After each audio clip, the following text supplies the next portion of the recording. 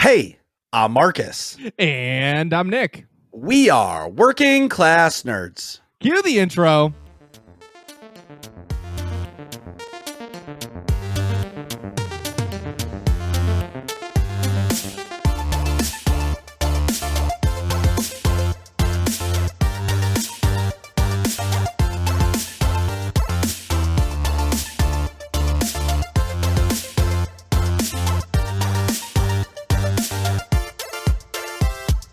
That's right, we are Working Class Nerds, the podcast that gives you no information about your favorite information.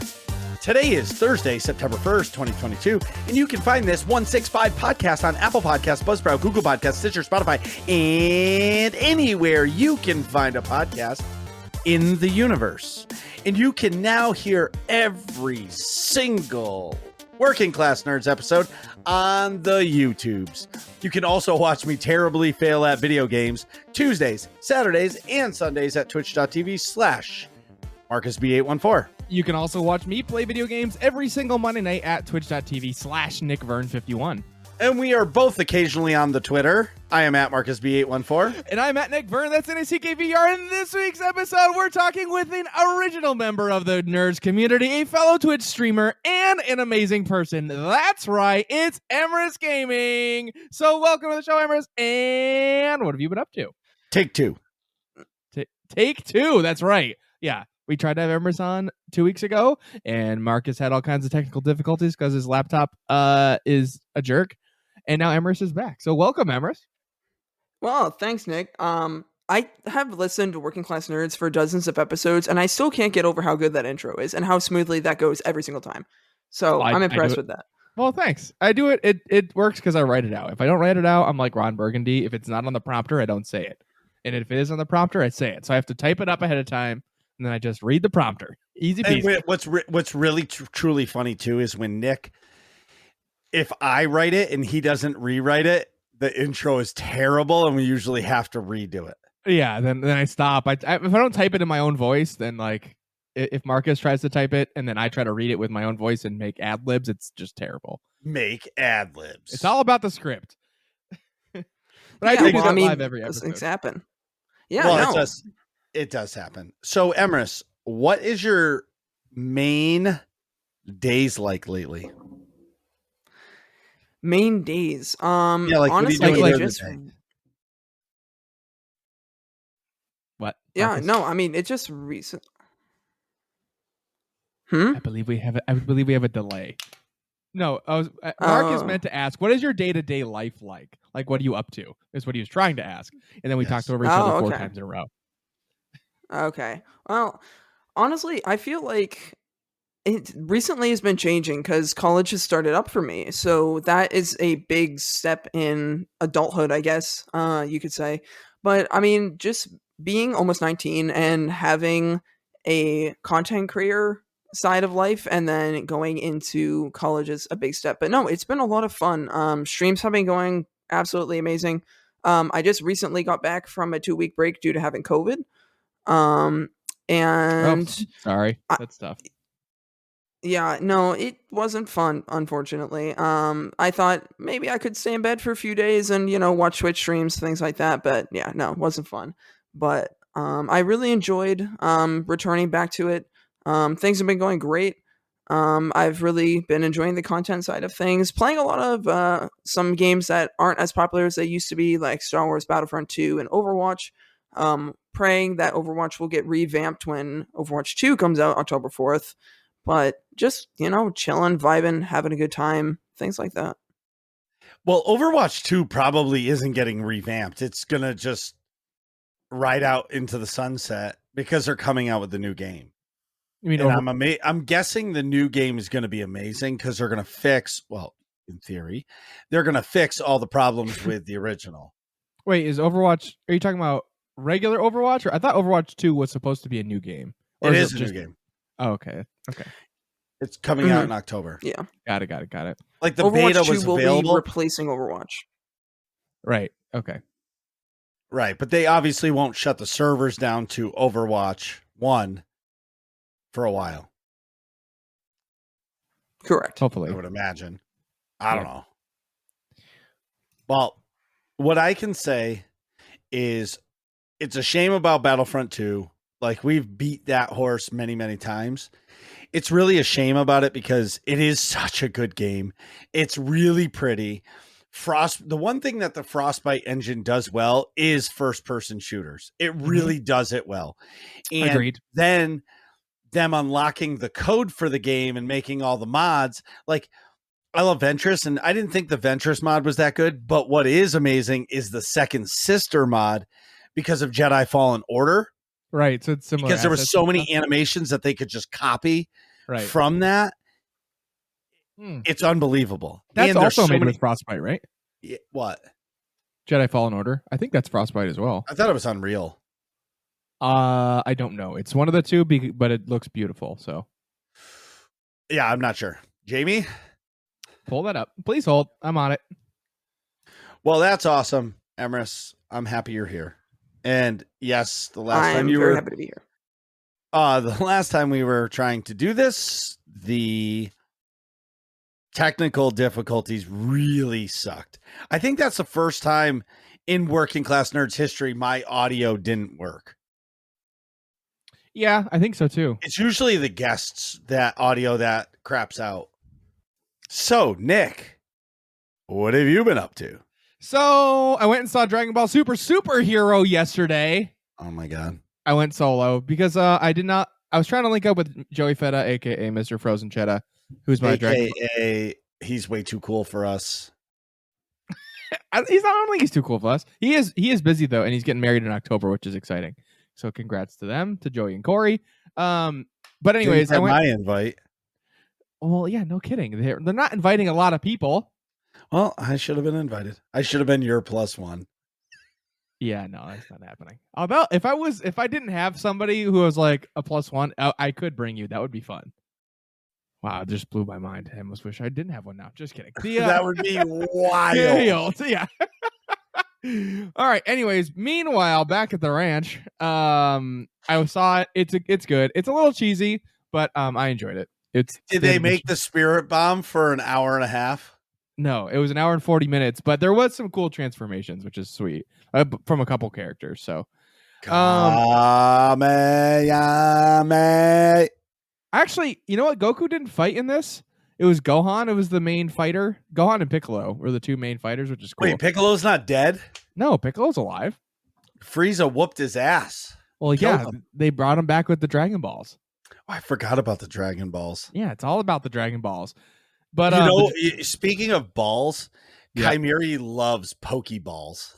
Okay. Salty ones. Those are typically how they come. That transition was marvelous. Speaking of balls, also speaking of balls, the House of the Dragon is pretty dope on HBO. Yeah, I've only seen one fucking episode because also fun fact, Discord does not let you stream HBO Max or apparently most streaming things. So like what we tried to do, go ahead. No, I was going to say, yeah, we watched this is what happened last week. Black screen. And then as soon, so like, yeah, normally Wednesday nights we have guys night where we go over to my dad's house, aka Marcus's uncle, because we're cousins. And we watched something. We've been watching last week we watched House of the Dragon. We were going to watch it this week, but my dad wasn't there. He's on a business trip in Chicago. So Marcus and I are like, man, let's just stay home. We'll stream it on Discord, and you and I can watch it. Hang out. We can hang out in our pajamas. Yeah. No driving. Perfect. Right. Get some snacks, whatever. So we're all queued up, ready to go. I have it set up in Discord. I pay for Discord Nitro to like make sure my stream is good in 1080 and 60 frames and all that stuff. And then I'm streaming it, and it's like last week on House of the Dragon, blah, blah, blah, blah, blah, and it's showing all the things. Great. Then it cuts to the title screen, and it's great for me. And Marcus goes, the screen just goes black. Did you get any audio or no? Are you just eating? You just dry scoop some G Fuel? Dry scoops of G Fuel? What? No, he didn't. He was just pretending to eat it. But wait, did you get any audio sure about when the screen was black? Yeah, so I could hear everything. It was just black screen. That's crazy. So I was so mad. Yeah, I looked. I was like, it was like Marcus, like, why is it the screen black? I'm like, the screen's not black. So let's try a different browser. Let's try a different browser. Same thing. I'm like, oh, well, I tried a different browser, and then I got a pop up from HBO Max that said like, you need to download this Chrome extension in order for the video player to work. I'm like, oh. So I tried it without. It didn't play at all. I tried it with this extension. It played for me. Did not play for Marcus through Discord. So that's how they get it so that you can't share stuff through Discord, which, like, I get it, but it's annoying for this purpose. Well, see, like, I don't understand. Like, if I pay for the service and I'm going to hang out with my buddy in a private call, like, it's not like we were in like a Discord chat. So, it was just a private call. Two of us. Like, what if I was your wife and I was in Chicago on a business trip, right? And we wanted to watch it. Like, we pay for it at our house and like it gets blocked. Like, exactly. But maybe that's a way that they can keep it from being pirated. I think so, because maybe something like you could screen record it. Yeah, that's probably it. Or like, I don't know, maybe you could share the I cannot imagine they care that much about sharing the content. Well, yeah, because once the episode is live, anybody can see it. Right. So, like, as soon as the episode's over, New Rockstars has a 40-minute video dropping about Easter eggs. Right. Yep. And Screen Crush too. Same deal. So I still need to watch that. I have to decide if I'm gonna buy it. You know what I mean? So hear me out. When does Andor come out? I gotta look that up actually for my next segment. All right. So as we're talking about that, September 21st. All right. So here's my opinion. I could wait until. Oh my God, the Lord of the Rings show came out today. Yes, dude. That's what I'm saying, with 2 episodes. Holy crap. So like, I should have watched that after work. Like, so here's the other thing is, or I don't watch House of the Dongs, and that's what Marcus calls House of the Dragons. I was really confused. I was like, where did that come from? Did we go to a third sidebar already, or no? No. So my point is, like, maybe I wait until the whole season is out and then get HBO for a month so I can cancel it, because there's really nothing on HBO Max that I want to pay $15 a month. And I really do not want to pay for ads, because that'll drive me crazy. That's fair. What was I going to say? Oh, sidebar from before the technical difficulties that I think we cut out with movie magic. It's Unreal Engine 4, by the way, for Jedi Fallen Order. So you're right. Okay. Yeah. So I knew it was Frostbite. Unreal Engine. I knew they weren't doing it on Frostbite. Yeah. So all I'm saying is coming out in the fall. So I have to decide like what I'm going to do, because I really need to watch the House of the Dongs, but Lord of the Rings came out with 2 episodes. So I'm pretty sure next Wednesday, we're watching 2 episodes of Lord of the Rings. Yeah, I would say so. And it's, because by next Wednesday, if you and Storm and Norman have not watched House of the Dragon, then it'll be 2. You'll have to watch 2 episodes of that and the 2 episodes of Lord of the Rings. Right. That's what I'm saying. So maybe like House of the Dongs gets a backseat for a week, and maybe like I try to sneak over to the basement to try to watch House of the Dongs one other night. Yeah.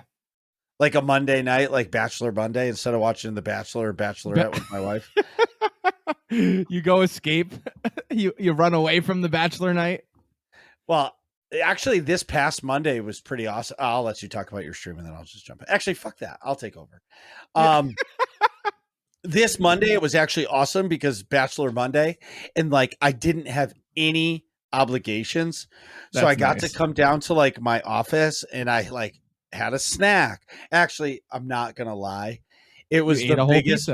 No. It was the biggest bowl of fucking ice cream ever. So we had a giant. Great. So I'm going to talk about the party afterwards, but we had a giant party, and for dessert, we did an ice cream bar, like a legit ice cream bar. Well, it was epic. Like at a store ice cream bar.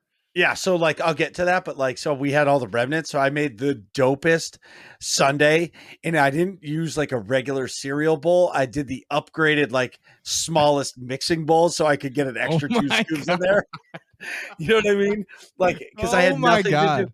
Yeah. But in the meantime, I'm going to get into this because it's going to go into Nick's stream. Yeah. But I got to hang out in Nick's stream all night, and all I did was talk shit the entire time. Yeah, and it was fucking awesome. Like I had whipped cream all over my face and didn't care because I was just laughing and typing the whole time. That's fantastic. Yeah. So speaking of stream, go ahead. No, I was going to just say Team Tris. So in my Witcher 3 playthrough, let me try that again. In my Witcher 3 playthrough, you can have sex with a bunch of different ladies in the game if you're Geralt. So like different other people, different, you can hire prostitutes, all that fun stuff. But there's two like actual romance options, Triss and Yennefer, who are both sorceresses and they both kind of know each other. And there's backstory for both. So you can, but if you pick one, the other one won't like you anymore. So like you can try to romance them both, and it's actually a funny cutscene where it looks like you're gonna have a threesome, and they tie you up to like the bed, and then they just leave you there. That's like the game's that guy. Exactly. That's the way the game punishes you for being like, oh yeah, you can't romance both of them. What the fuck are you doing? It's a great button. But anyways, so you have to choose, and I'm picking Yennefer. So because for lore reasons. So which I guess, should I go into that or no? Yes.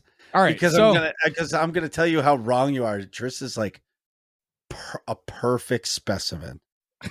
Well, they're both supposed to be a perfect specimen. That's the lore. They take regular looking humans that have magical ability, and then in the sorceress's lodge, when they get their powers, they like mold them into Barbie shaped humans so that they're like stunning to look at. So that like the thing is, they used to be like each king of like a kingdom had a sorceress or sorcerer, usually sorceress, that like did stuff for them, but like half the thing is like they seduce them to like get their way and get their influence. But anyways, so going way back in the books, in the beginning of the games, the Witcher games, Geralt loses his memory. He gets amnesia, something happens, and he doesn't remember. But prior to that, he was in a relationship with Yennefer. And then Yennefer also loses her memory, so they both get amnesia through something happens. Then Triss moves in and starts like dating Yennefer. Dating Geralt. So your player character.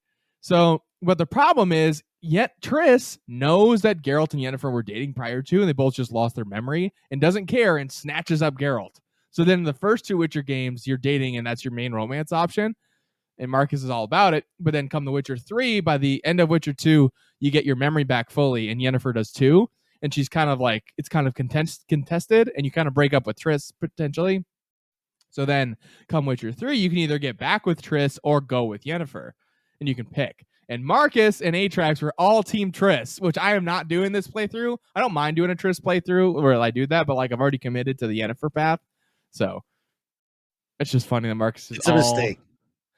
All Triss all the time. So the whole chat was just like, did you bang her yet? Go bang her. Go bang Triss. Look at her. This is why I've wanted to play Witcher ever since Nick started playing it. Because immediately I saw the potential of the amazing content, and every single time I hear something about the game, it just sounds like it's so much fun. And I mean, it is. I know that's weird timing to say it now because you were talking about a horny guy trying to hit on two ladies at once. And I mean, I can fair, relate to but that. like still, I think it's incredible to see that this is going on in Nick's stream, and it's exactly what I want to be doing too. So yeah. So why not? I agree. Why not play it? Honestly, if I owned it, I would, but I don't own it yet. And I mean, I just need to stop sucking and just buy it at this point. But I agree. I think I bought the extra special edition. Yeah, that comes with the Wild Hunt. The one that came with both DLCs. Dude, I'm pretty sure like pretty soon the Steam I don't know if it's a summer sale or the autumn sale will be coming. Yeah. Just wait for then, it'll be like $5. I have Buy The Witcher 3 on Steam. Game of the Year edition comes with the 2 expansions. How much which is it? $49.99. Yeah, but honestly, it'll be on sale. But it's well worth. It's even worth it at $50. So. See, I can't even say that I wouldn't buy it because I may or may not have had Nick convince me to buy Shadow of War pretty much on a spur of the moment decision. Shadow of War is so good. Oh wait, hold on? Let's go back to your week. So that was basically mine. Last point about stream. I'm finally ready to go to Skellige. I actually did in private and then went, oh crap, I can't do this. I gotta wait and do it on stream. But so I can go to Skellige. I can finally sail to what is the game's version of Scotland. I'm gonna have a scotch on the stream, getting full. Scotch. Watch it go down. I don't have a Down kilt the to put hatch. on, otherwise I'd put one on. Not that you can see my lower half of my body on stream, anyways. The Hawaiian shirt kilt combo would be great. Just wear it for a that'd be shirt. great. Just wear what? A kilt for a shirt. I don't have a kilt. Rent one. Man. I'm not going to rent. Where would you even rent a kilt? There's The gotta be tuxedo somewhere- store? Yes. No, it would have to be like a medieval fair store. I bet you I could find one online, actually. Yeah. I'll look it up. Okay, but anyways, let's rewind. Emrys, how did you? First of all, you played one of my favorite games of all time. Game series is that Middle Earth series. So it's Shadow of Mordor and then Shadow of War. So I forgot that you loved Shadow of Mordor so much, and I was like, dude, you got to play Shadow of War. That's way better. So what did you think? Did you like it? Oh, absolutely. I haven't finished the story yet because I'm slow, but Yeah, it's a lot. It's a lot of story. I will always love that game just for one mechanic, and that's the Nemesis system. I feel Yes. like that is one of the most ingenious systems I've ever seen in a video game, that it instantly made Shadow of War one of my top 3 games, like top 3 single player games I've ever played, because I just Agreed. absolutely love it. Keeps you on your toes. If you fail, it hurts you. Like it's forgiving enough that you don't rage out of it, but Right. you also have consequences where, hey, this orc captain that was level 12 just got promoted to elite and almost getting to war chief, and now is a higher level, and now it's going to be even Right. tougher to beat him. Just that constant flow of content that never ends. It just hooked me into the series immediately. Totally agree. It's cool, especially if you have one that like tracks you all the time and just harasses you. So it's like hearing that Ranger. It's like, fuck. Now you beat me. He killed me 3 times. I'm level 12. He's level 32. Is he just gonna beat my ass again? Especially when he's either a defender or a berserker style. It's impossible. And I'm like, no, not you again, No. please. Let me I play know. the story. The worst is like when they're invulnerable to like stuff that would normally help you, like executions or stealth or something. It's like Ranged you have no attacks. fucking ranged. Yeah, you have no weaknesses. I'm like, how am I supposed to do any damage to you? Yeah, Nick you was just have to playing whittle 'em those down. Nick was playing those games back from like Working Class Nerds 2 to like 25. Yeah, way back in the day. Or maybe There- 1 to 10 because we were doing this every 2 weeks. Yeah, Like you were playing that game for a long time. dude, it's really good. I wouldn't mind going back and listening. I mean, playing again. Yeah, it's definitely kept up Do a with the retro night. time. Yeah, and do a retro night, Nick. Like Yeah. when you finish like a big part of a game, take a week off and just boot it back up. It's a good idea. Just like I gotta get it for Steam. Or you don't have it for Steam? No, I played it on PS4 back in the day. Well, I could chuck in the capture card and just do that. Well, you have a capture card in your computer. I know. I'm thinking out the process. Oh, yeah. Well, or just start a fresh new game.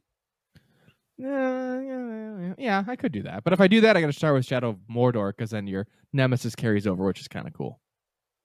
Like if you have one orc that's a particular pain in the ass in Shadow of Mordor, it pops up in Shadow of War. Oh. I Well, actually I'm didn't know just- that. I'm Yeah. just saying like I'm just saying like as a bonus or like when you finish a story of a game Yeah. and like you have that weird off week, like you don't know what your next game is. Cause like any story game, like story driven game, like The Witcher or Horizon Zero Dawn or anything like that. I feel like you can't just immerse yourself in another story right away. No. Cause I you need usually- time to yeah. like work through it. Yeah, you have to like reset your brain. That's what happened to me the first time I tried to play The Witcher 3. It The was too Witcher. soon.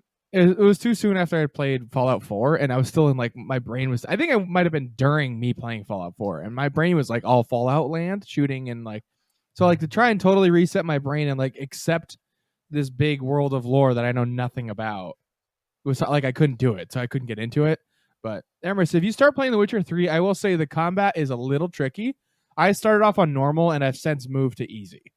But I'm terrible at like Souls style combat, which is kind of how it is in The Witcher. You're like dodging and moving in for melee attacks. So I would recommend playing it on easy. That's what I'm doing, and I'm having a great time because there's so much story content and other things happening that like if you can't like get through the enemies, I can see it being a little frustrating. But I'm just also terrible at melee combat mechanics, so your results may vary. Yeah, I would say that if I wasn't going to make content out of it, I would probably do what you say and do it on easy. Yeah. However, it is really entertaining to see me throw a fit because I suck at something. So I Okay. feel like maybe normal. I mean, it's so Yeah. funny. I mean, I literally have been bullied by my mods to continue making things harder for myself just because they find it hilarious. So That's okay. Fair enough. But it's hard because it's always that balance, right? Because Yeah. like if something Yeah. is so hard that you're like frustration is just there, you'll never go back. Exactly. well, you'll A, never go back, or B, you won't play it. Like a story driven game, I feel like unless you're just trying to be an elitist, for me, like I saw Stay Alive. He played Jedi Fallen Order on Grandmaster, Oh yeah. and like Remember that like- second sister fight was terrible. I feel like yes, it's a cool experience, but I feel like the space between the story parts is so far between because when you get to a boss fight, it could take you 3 streams to beat that boss, 4 streams, 5 streams, whatever. Yeah. And you're just like, it's hard to keep that. I don't know. It's like nightmare rating, you know? Yeah, no, I totally get it. I would say if you want to enjoy it, I mean, see, I'm enjoying this game for the story. I don't particularly care about the combat mechanics. It's not that type of game. Like the combat mechanics are there to make the rest of it interesting, but it's that's not like it's not like Dark Souls where that's like the thing, you know. No, I hear you. But so that's why I was like, you know what, I'm just gonna leave it on easy mode, and it's actually not that easy, frankly. Like No. it's this easy mode is like it makes it feel like other Normal. games is normal. Like Yes. me playing this on easy mode is like feels like normal for Jedi Fallen Order. Witcher It's 1 not- and 2 is twice as hard as this one. Yeah, well, The Witcher 1 and 2's combat mechanics are way less fluid than this. It's like a pain in the ass, apparently. Sweet. But anywho, that's it for me. Marcus, what have you been up to? Speaking of difficult games, I just want to tip my cap to the Elden Ring people. They sold 16.6 million copies of that game. That's impressive. Wow. They printed money. Yeah. Well, good. That game's great. It should be rewarded with sales. But the sad part is it may lose Game of the Year to Stray. Oh, that's frustrating. Yeah, very Stray's much. not is. that good. 16. Like, come on. I mean, it's good, but definitely not Elden Ring worthy. That's what I'm saying. Like, relax. When does God of War come out? February, I think. Yeah, that's next year. 16.6 million times $60. $996 million. Wow. Jeez. What's that? Oh, profit? no. God of War Ragnarok comes out in November. Oh, you really? God Hey, of War Nick, Ragnarok might Nick, steal it. that gives you 1 month to get a PS5 because once God of War comes out, PS5s are going to be MIA. Oh, speaking of, you guys want to know why? Hey, everybody listening, you want to know why Sony sucks? They're raising the prices on the PlayStation because they can. Because they're blaming it on supply chain issues. Fuck that. Xbox is like, we're not, they're like, we can get more because they've been selling online for $800. So we're just going to raise the prices and keep supply down. Bam, buy an Xbox. Moving on. Well, I want to play the games on PlayStation, so. No, I understand that. I just think they suck. They should. There's no reason why in 2022 the Sony games should not be released on the PC as well. How about this? Sony, make your own fucking PC store so you control all the profits and you're not giving it to Epic or Steam. You know what I mean? Yeah, make your own launcher. Like Steam or something. Yeah. Emrys? It's so funny. Yeah. Oh, you're just pushing buttons? Yeah, I'm pushing buttons. But I mean, well, I have the floor. As a PS5 owner, we got really lucky and got one. And I honestly feel like even though Sony's like, we're going to lose money if we release, let's say, Horizon Forbidden West, God of War, Ragnarok, all of these exclusive PS5 titles. Yeah, they might lose a little bit of money, but just think of the amount of money they would get from Steam sales. I mean, when Horizon Zero Dawn was released on PC, they got like another millions of sales. Yeah, I bought it. And then played it on stream. I had it on PlayStation 4 and I bought it still. So it's insane. Nick, you did not buy it. I'm sorry. Correction, Marcus bought it for me. Oh, the truth comes out. Yeah, I Well, it's forgot. because he was playing he was playing Fallout New Vegas, and Fallout is the dumbest game ever. I was having couldn't a watch good another time. stream, and I was just trying to be a good friend and a good co-host and like support his stream. But if I had to sit through another Monday night of 2 hours of Fallout New Vegas, I would have put a fucking tub of G Fuel up my asshole just to put myself through pain. Okay, Just to feel something.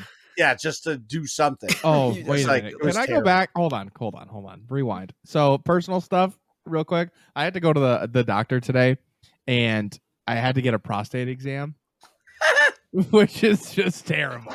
and I winced obviously because the doctor shoves their whole finger up your ass, and he was like, "Oh, are you in pain or just uncomfortable?" I'm like, "Uncomfortable."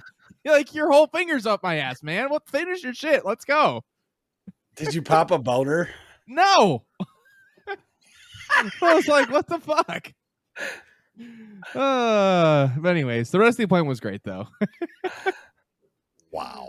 Yeah. They've never stuck their finger in my ass before.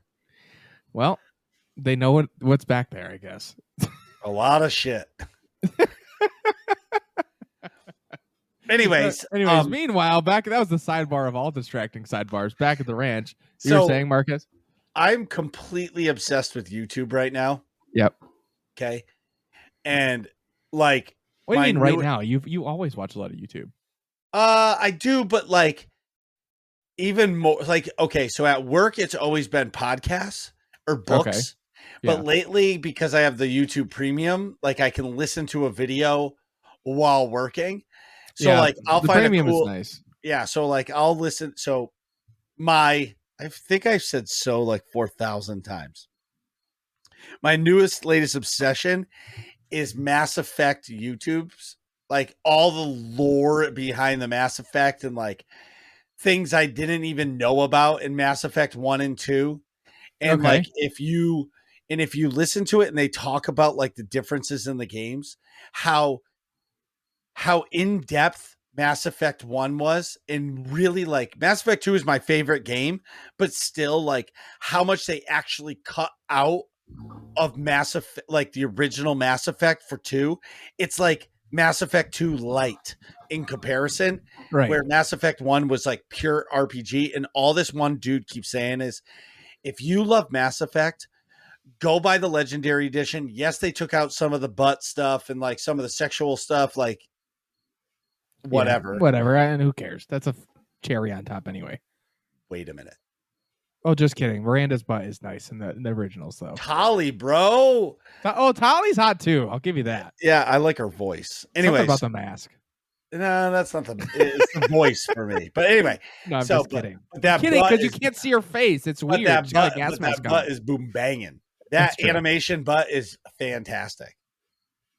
Anyways, valid point. You'll get no argument here. The point is they upgraded the visual graphics of Mass Effect. Yeah, Mass Effect 1, and supposedly like it's like 1080p. So like it looks playable now. It doesn't look like you're playing Star Wars Knights of the Old Republic. You know what I mean? God, yeah, that's bad. Yeah, you know what I'm saying? So yeah. It makes me want to play it, but it's like I don't have time to play it. You know what I mean?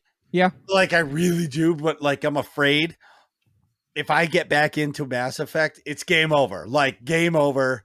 No more streaming, no more nothing. I will just be face first into Mass Effect until it's over. Or you just stream Mass Effect, but yeah, no, you can't be doing that. Yeah, it's not a streamable game for me. Yeah, that's not my style of streaming. Yeah. Anyways, so then something else. So I got an email from Twitch, and it's like, we want to boost your revenue for subs. And I was like, what? So they are offering 5% more for subs if I allow 3-minute ad videos in my thing, in my stream. I'm like, fuck off. Like 3 minutes of ads? Yeah, instead of a 1-minute ad, they want 3 minutes, and they're going to give me 5%. Like, fuck off. 5% extra for your subs that you're already getting? Yes. That's nothing, and that's a giant inconvenience to your. That's. I don't like that either, dude. I hate the ads. Yeah, me too. There's so many things that they could do to make a better experience with ads. Like soccer or football really gets it right with the ads, how they shrink the game down to a little window and they have the ads going on the side. I'm not offended by that shit at all. Yeah. You know what I mean? Like, keep it going. And that's what they should do. And like, there's better ways to run ads on Twitch where it doesn't affect anything. Yeah, So, I agree. I don't like this current system either. I just don't like ads like that. right.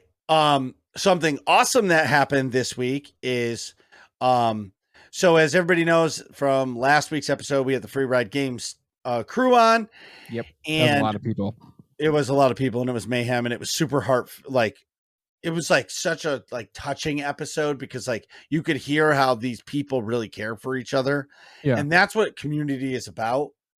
And so I was in a conversation with Free Ride during the week. It was just a random conversation. We were just talking about shit, nothing crazy. And he's like, well, we were talking about, we said something was said, and he's like, well, why aren't you on the stream team? I was like, what the fuck are you talking about? I was never asked to be on it. And he's like, well, you don't even have to ask. And I was like, well, dude, that's not how I roll. Yeah. And he's like, are you really going to make me ask you? And I was like, yeah, because I don't beg for shit.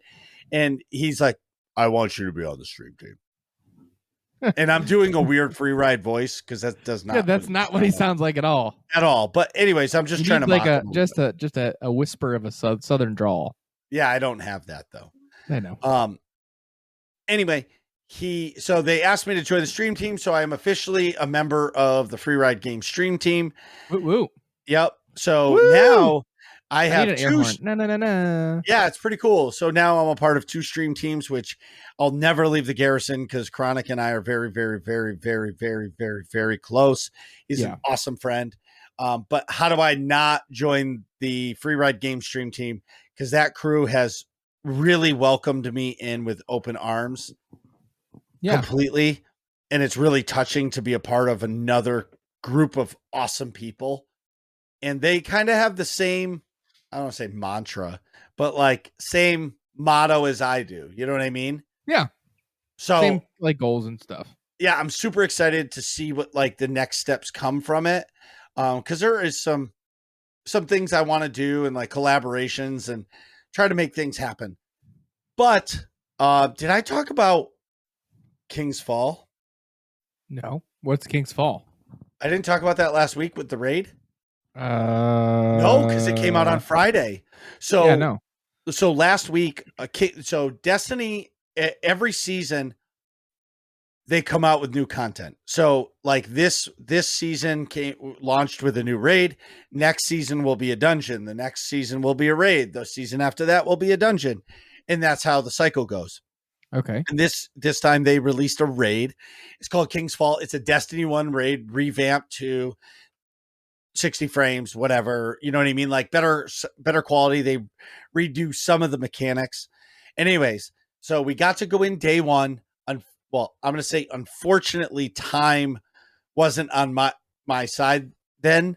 My son started preschool this year. So we had like this little like carnival for him at his new school. So I couldn't start day one raiding until later. But I did grab a crew. We did go in. We were there for a few hours, but it was late and people were tired. So at least I got to go in. We did clear a couple little encounters, which was fun. Being in day one raiding is awesome because the content is really hard and the enemies like really hurt. And it's just the excitement of like a fresh new raid. You know what I mean? Like being there. Yeah, and you know nothing. And you've got, on top of it, you've got the hard mechanics because of contest mode. Correct. Whatever, contest mode. Yeah. So anyway, so day one cleared a couple encounters, didn't clear, but the next day I got messaged by the crew, Aylin, Miltronics, Butt Checkman, KC, and Noragami. And they were like, hey, Marcus, do you want to do King's Fall? Now, so you guys know I was planning on doing it the next night on stream. Yeah. So I was like straight up lounging on the couch, eating another bowl of ice cream, but it wasn't as big as the one on Monday. And Well, it's got to get eaten at some point, right? It was Sunday, no, Saturday night after our party. Oh, damn. Okay. Yeah, because it came out on Friday night. So yeah, so Saturday night, and like I was spent. I can imagine. Like I feel like that was a great party, by the way. Right. You should talk about that. I'm going to. Okay. When people ask you to do something special like that, you can't say no. It's like an offer you can't refuse. Yeah. You know what I mean? Like I was tired. I was like just chilling on the couch, but I'm like, I'm not missing this. So anyways, we did it. I did a bunch of the mechanics. It was great. We cleared it. So I got like a day 2 clear. Yeah. But since then I've helped other people get it. And it's kind of a cool thing helping people. Yeah. Now, I'm not becoming a help streamer because I'm terrible at it. But I'm just doubling down on the, hey, you want to do something in game? Can't guarantee that we're going to win it, but we're sure going to laugh while we do it. You know what I mean? Yeah. But what Nick said was, I had a party at my house, 40 something people, a few friends, their families. Saturday. Yeah. On Saturday night, I had the end of summer bash. Yes. And my whole family came. My family doesn't really get together a lot. We usually get together around Christmas. So it was kind of weird being all together on a summer event. Yeah. It was nice though. But it was great. There was a ton of kids. So I got a bounce house and we had the pool and we had the playscape. So like, it was like kid town. Like there was endless fun for the kids and that was it. And I remember one time the kids went inside to they were inside playing and I walked into my daughter's room and they were all playing Barbies. Like, what are you guys doing? They're like playing Barbies. I was like, there's a bounce house, there's a pool, and there's a playscape. Get the fuck outside. I left the F part out, but I was like, go outside. They all did. And they had such a blast. Like when my kids went to bed at like 9:00 and they were like zombies walking to the bed. Oh yeah. Like they were toast. So, but what was really cool was having everybody together. I cooked it. There was a shit ton of food. We did the most epic. Well, not me. My wife did the most epic ice cream bar ever. There was Neapolitan ice cream, which is chocolate, vanilla, strawberry. We had a vanilla, we had chocolate, and then we had cookies and cream and mint chocolate chip. There was nuts, Oreos, Reese's Pieces, M&Ms, gummy bears, sprinkles, whipped cream. There was like 3 different kinds of sprinkles. There was like chocolate sprinkles, rainbow sprinkles, and then like the crunchy kind like that you put on like Christmas cookies that are smaller and sugary. Yeah. Man, I'm glad I wasn't there. I would have gained like 10 pounds. It was Sprinkle Town. We ate so much food. There was burgers and hot dogs and grilled chicken and it was so good. Salad, I think. I don't think I ate a lot of salad. There was mac salad, potato salad, regular salad, coleslaw. Oh yeah, my mom made potato salad. I forgot. Yeah, and that shit was legit. My mom, I mean, everybody says their mom's or dad's cooking is the best. My mom's potato salad is incredible. No, your mom, listen, your mom's cooking is mediocre, but she's got 2 items that are top tier: potato salad, stuffing at Thanksgiving. 100%. My mom, she does not have to cook another thing for the rest of the year. She holds those 2 things perfect. Agreed. Top tier stuffing. The stuffing, I would argue, is even better than the potato salad, but they're both like A+, man. You can't it's compare apples and oranges. Yes. But like I just enjoy stuff. Like stuffing, my favorite part of Thanksgiving. So yeah, yes. Okay, Emrys, you're making a face like that. That's because you've not had my mom's stuffing. I had a horrendous experience with stuffing, and I can't do it. No matter if your mom cooks it or not, I can't eat it. I'm sorry. Well, my mom's recipe is like a bunch of Bell's seasoning, like the Bell's whatever breadcrumb things. But then she puts like a pound of like this sausage, a pound of like hamburger, a pound of like 4 sticks of butter or something ridiculous. So it's just like, it's terrible for you, but it is delicious. It's heaven. Yeah. Listen, there's a reason why Thanksgiving is my favorite holiday. Yeah. Because all you're required to do is eat and drink. That's it. You sit, you can watch the football if you want. You can hang out and talk with folks. You just eat and drink. There's no other stress. And the greatest holiday ever happens the next day. Black Friday. Yes. I wish I had something to buy. Like, I know you like going to Black Friday. I would get really excited if I had a goal. Like if it was like a hot ticket item that I'm like, I need to go get the thing. You know what I mean? Well, But I just don't care that much. what Like I don't have a sucks- thing. Well, it's because there's like no place. They're not stocking the shelves for PlayStations because they're afraid of like 10 years ago Marcus and 10 years ago Tom smashing skulls to try to get the Xbox in the In the like PS5 or the TV. Like we will break your face to get the TV. Like get the fuck out of our way. Anyway, back in the moving on. day. Yeah, you get the moving on. flat screen was a big deal. The last thing is I am really back to enjoying Twitch again.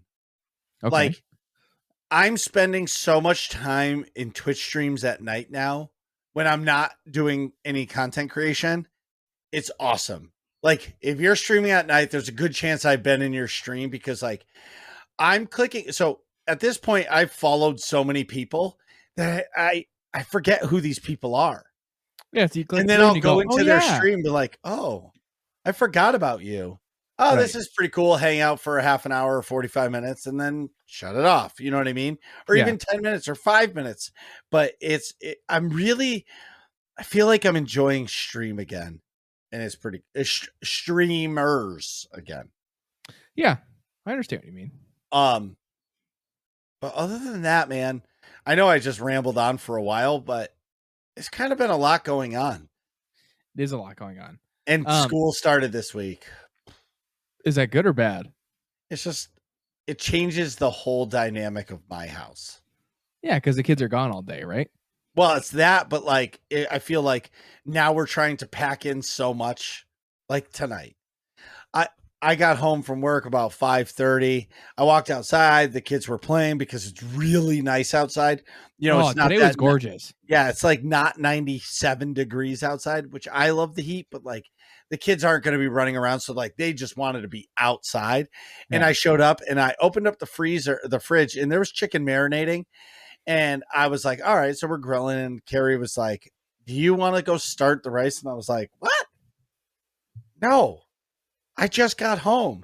And she's like, do you want to go out to dinner? I said, I put up my hands. I was like, sure, let's go. Yeah. I'm like, perfect. I don't have to cook rice. I don't have to do anything extra. Right. Let's just go. And I had fantastic blackened chicken tacos. Like, oh my God. Where'd you go? Max Burger, bro. I was going to say Max Burger has the black chicken tacos. Those are good. Dude, they are the best. That's all I get there. The best. Huh. And then they had an appetizer today. It used to be on the menu, but they took it off. Buffalo shrimp.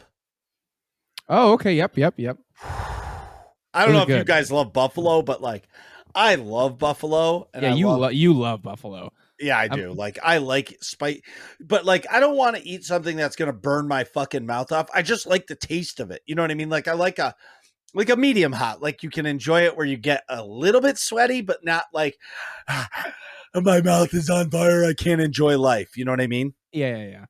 I like a couple degrees more than you do, but yes. I like it hot. But no, they have good General Tso's cauliflower too. That is wicked good. Wicked good. And the candy bacon lollipops are good. Carrie loves this like pork spring rolls. Pork spring rolls, dude. Those are good too. I feel like those are, but compared to the other ones though, those are not super Carrie's favorite, unique. Though. You know, no, Ariel likes those too. My sister. Unique New York. Unique New York. Unique. Why don't you do that? Add that to your kabuki dance. I don't have a kabuki dance. There is no such thing as a kabuki dance. It's a conspiracy. In AIE news, as you guys know, we do during the week. There are an endless amount of mandatory fun nights. Yes. Mandatory fun night it's where we all get together and play games, and the fun is mandatory, but attendance is not. So literally when I say any game, like I'm not actually going to plug one of them. I want you guys to go to the website, which is aie-guild.org, click on the calendar and look at what happens during the week. Because if you play any of the major MMOs, there's a mandatory fun night. If you play Destiny 2, there's a mandatory fun night. If you play other games that may not be like as mainstream, there's a good chance that somebody is playing that game once a week on a mandatory fight night ish, because there's so many things going on with thousands of members of the community. Literally, there's always something going on. And if all this sounds fun to you, go to aie-guild.org. Get our Discord information in the top right-hand corner of the website. Hop in there and ask for a guild invite, whether or not you play Destiny 2, Star Wars: The Old Republic, World of Warcraft Classic, Guild Wars 2, StarCraft, or any other games that we play. We would love to have you. Nick. Yep. I know you have to use the bathroom. I always do. So we'll be right back. Jeez, Nick, hurry up. We're trying to finish this podcast.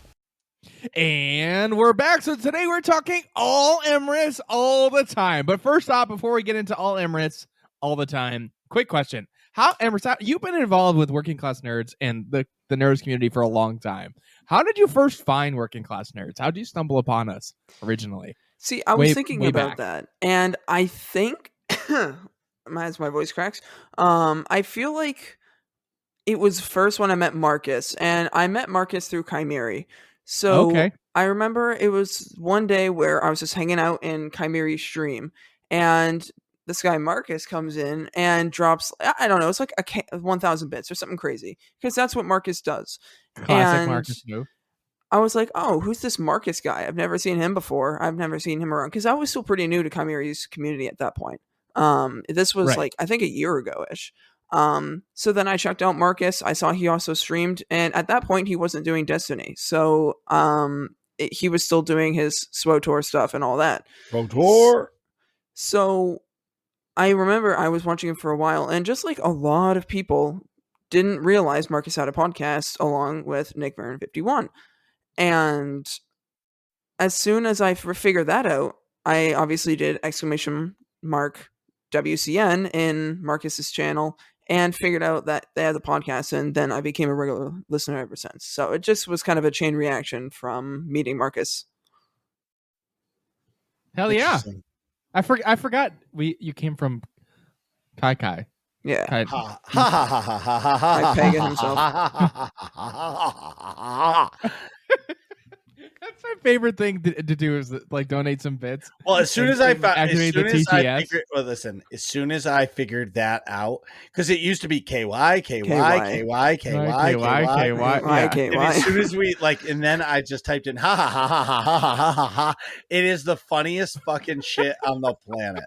Like if you have TTS and I know it, incoming ha ha ha ha ha ha ha ha, because then sometimes TTS gets fucked up and it goes HA. It's just fucking hilarious. Wait, so it's your fault that I get trolled now, because Chimeri does that in my stream, because he figured out that I have TTS even with 1 bit. So he donates a bit. You gotta change that. You gotta change that. I have to change it just because of just because of Kai. That's the only reason I have to change it. Like I do it for 100 bits, and you can tell me I'm greedy as fuck. No, it's because I don't want every single person on the planet spamming that. Right. Yeah. All the time. Exactly. So like I feel like if you're gonna spend $1, then that's awesome and it's worth it. Yeah, no, it's just $1. Like if you want to do the annoying thing, you gotta at least pay $1. I think that's easy. That's reasonable. So why did you start streaming? Ooh, that's a tough one actually for me. I mean, ever since I was in the single digits of age, I always was interested in video games. And I started off just, wanting to play games. But as soon as I figured out that people were actually making it into a career, immediately my 13-year-old mind was like, hey, I can do that. That looks easy. Man, was I wrong. But I immediately was interested, and I waited until I was 16 when I started streaming. And I actually started on Mixer. That was where I started. It's a good platform. It was a great platform. I was doing really well. And then obviously it shut down and messed up my plans. So I actually went to YouTube for a short while. And at that point, the YouTube algorithm was absolutely horrendous, and live streams never got through to recommendations.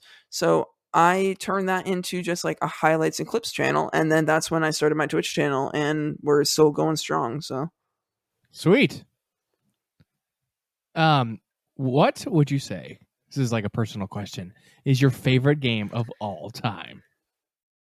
See, I kind of got to go Nick here and do a Mount Rushmore because there Yeah. are Kudos for the reference, by the way. exactly. I've done my research. I've done my homework on working class movies. I would have to say hands down Horizon Zero Dawn for sure. Whoa. Okay.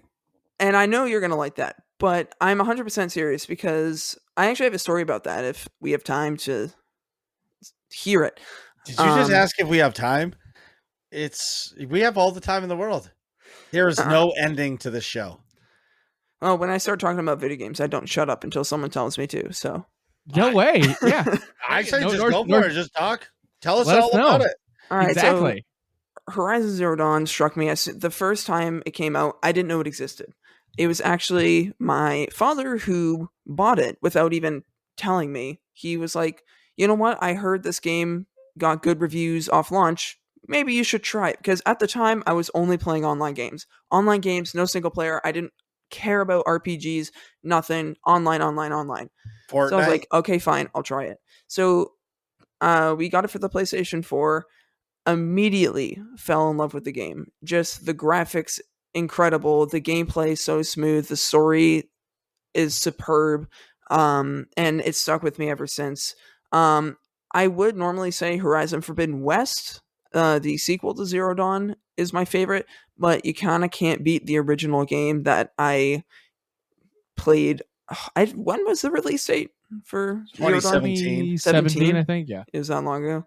Yeah, ever since then, I've fallen in love with the series. So I have to say, even though I love Star Wars and a lot of their games, Zero Dawn still has a special place in my heart for sure. It's Horizon Zero Dawn for me is always I'm always blown away at how great the graphics look for a 2017 PlayStation 4 game. That is like got to be the cutting edge of graphics. And granted, I played it on PC, and I'm sure the graphics are updated a little bit for that PC launch, but still, it came out for the PlayStation 4 in 2017, and it came out for the PC in 2020. Yeah, but that game still blows me away, and I can't wait to play Horizon Forbidden West. It's so good. You're going to absolutely fall in love with it. Timing wise, I'll probably play God of War Ragnarok first and then go back to Horizon Forbidden West once I have a PlayStation 5. But I think your life is going to get easier once you have a PlayStation 5 because then you'll still be sitting in front of the same monitor. You'll be doing it the same way. It'll just be with a controller and not a keyboard and mouse. I like the keyboard and mouse, though. I'll have to relearn the controls. No, you can plug in a keyboard and mouse now to a PlayStation and an Xbox. That's true. Yeah. Okay. Never mind. Well, maybe I'll see how it goes. I don't know which I want to use, but by the time God of War comes out, Forbidden West might be released for the PC. I don't think it'll be that fast. I think they're going to wait forever again. But I don't know. I feel like I don't think they should. I think they should. I mean, I think they should just make their own launcher and get all the profits, and that's it. But I'm with you. But I think they're going to have to because Game Pass is really stepping it up right now, and they're releasing a family plan. Like Nick, I have Game Pass, and it's going to be like $5 or $6 more, and you can use my login. Oh, that's cool. I don't play enough games for that, but that is sweet. What do you mean? You play a lot of single player RPG games, and what if Game Pass releases Fallout or the Elder Scrolls 6? Yeah, well, it's on Game Pass day one, and now you can play that shit for free because I have the Game Pass. That's true. Yeah, we all love free shit. Yeah, I won't say no to free. So free you is said for me. So you said Mount Rushmore, but you really only named one, maybe two games. Yeah. So for me, I had a single player game, which is Horizon Zero Dawn, my childhood online game, and my current online game. So as far as childhood, well, I mean, you can't really say that 2017 was childhood because obviously that was not that long ago, but when 5 years ago. Yeah. So when BF2 came out, I have to say I fell in love with it immediately. I mean, it combined my two favorite things at the time. Well, one thing still at the time, Star Wars, and then just first or third person shooters. And I played Battlefront 2015 quite a bit. Absolutely love that game as well. And Star Wars always will have a place in my heart, but Battlefront 2, I mean, it was one of the worst days of my life when they said they were ending support on BF2, and I was absolutely crushed because it was my favorite game for 3+ years, and they stopped it for a, let's just say, controversial Battlefield game. And so I would say that BF2, Horizon Zero Dawn, definitely top two. And if What I was going to say about Battlefront 2 before you move on to the next one. So DICE had to cut support because they needed to make a Battlefield game for whatever their contractual reasons were, whatever. I think the team would have rather stayed on Battlefront because there was a lot more life in Battlefront. And I think that the team, like everything else, is so rushed to make a game now that they don't take the time to actually do it right. And yeah, it's like, they're too rushed for right. sure. Yeah, and it sucks, but Battlefront 2 is still a good game. I do not play it because I feel like Battlefront 2 now is just at a point of, because there's no support, the cheaters are everywhere. Like, I'll watch people playing it and people are just like under the map cheats and like one shot kill cheats and everything else because it's a moddable game, right? Yeah. And if you get in one of those lobbies, it ruins your experience. So it's almost like rip that guy. But anyway, all right, your third. Well, I just gotta say, I must be quite privileged when it comes to my my lobbies and servers, because I haven't encountered a cheater since the infinite HP glitch was going on PC servers where no one could die. Ever since then, I haven't had any issues, and I still stream it at least once a week. And that's awesome. Great. I mean, I can't obviously keep the game alive, but I'm trying to keep people interested. And it has happened where I've had a couple of people join me because they have seen me play the game. They like Star Wars. And I mean, that's all I can do is show the positive side of Battlefront. And For sure. that's my best way of doing things, is just to stay positive about everything. So I would say probably my last game. This one honestly surprised me, to be completely honest. I haven't even played the game that long. I mean, it's been a couple of years, but my first MMO, it honestly was my first online game, was SWTOR. And even though 7.0 was controversial and there were upsides and downsides to it, I still love the game. I don't play it as consistently as I used to, but it's still one of my top games. Star Wars plus playing with friends online. So definitely still has potential. Yeah, well, let's talk about that. So Star Wars The Old Republic is one of the best games ever made. If you want an immersive story, hands down, unbelievable. The original game is so top tier, it's crazy, right? First and foremost. The expansions are amazing. Yes, 7.0 is a disappointment. But is it a disappointment because they overpromised and underdelivered? Or is it a disappointment because you just say it was not enough, right? And it was not enough. Don't think for 1 second the content that they gave you for the expansion was enough, but it doesn't change the fact on how good the game is. Yeah, the rest of the game. Yeah. Right. Like, it is still one of my favorite games of all time. But I look at games now for two reasons: content creation and enjoyment, right? But because I have limited time to play off stream, I play games now for the content creation side of it. You know what I mean? But this podcast is a huge fan of SWTOR. And honestly, my favorite... That's where we started. Right. And my favorite expansion is one of the most disliked expansions from the community, which is Knights of the Fallen Empire. Like, that is hands down the best storytelling in any game I've ever played. Like, you're a guy and you got to be a Force user. Sure. You can't be a bounty hunter and you get the Force, but like, going through that story was so fucking awesome and immersive. Like, I was gone. like I remember when that came out, like every day I couldn't wait to get home, put my kid to bed. Julia was a baby then, like the size of a football. And I like I remember would you give my playing wife a this. kiss Yeah. and I'm like, I'm going to play this game. I'm going to go do part of a chapter. Like, I remember you come. Actually, I remember coming over for something, and you were playing that, and I was just like sitting there, and you're like, "Yep, I got to finish this chapter." Glued. Yeah, like I didn't even care you came over, and that's how it was. And like Right. the other side of that, and I'm sorry, Emrys, I'm just gonna shut up.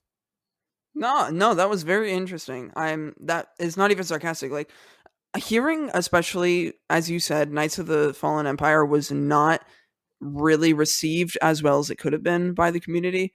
And I mean, I didn't really start playing until Onslaught, and like that's when I started like hard hitting SWTOR. And yeah, I know. And I mean, I had a lot of fun with it. I mean, obviously, I am a very heavy PvP player, and not seeing any content from 7.0 be towards PvP was kind of disappointing. Um, I mean, I have to say, even though I don't use it that often, the combat styles are a very unique thing, and I think it's quite interesting how they added that in. Well, and I'm gonna play that one more. Like the SWTOR team decided to make combat styles and quality of life more important than base content. And if you look at what the game's quality of life stuff, the game has improved 100%. But at the end of the day, people want content, and they made a choice to do that or this. Now, if next year they come out with a giant story expansion that's 5 hours long, people are going to say, well, it was worth it to sacrifice this 1 year for content in, this, but we got this now. You know what I mean? Because I feel like the people who are still like the people who love SWTOR are always going to love SWTOR, right? Most of the people that are playing SWTOR aren't going to leave to go play WoW. But correct me if I'm wrong. Didn't they say something about a PvP revamp? Yes, they did. Yeah, so like that's exciting for you because you're a PvPer in SWTOR. So like that's huge for you, and then speaking of SWTOR, Jackie was on our podcast and she mentioned a interaction you two had. It like called you out. Like Nick and I were like, what the fuck? How do you know Emrys? You know what I mean? Like, Right. whoa, where does that even come from? And so we want to know, like, how did this interaction happen? Because she didn't break it down and we knew you were going to come on the show. So how did you get connected to Jackie?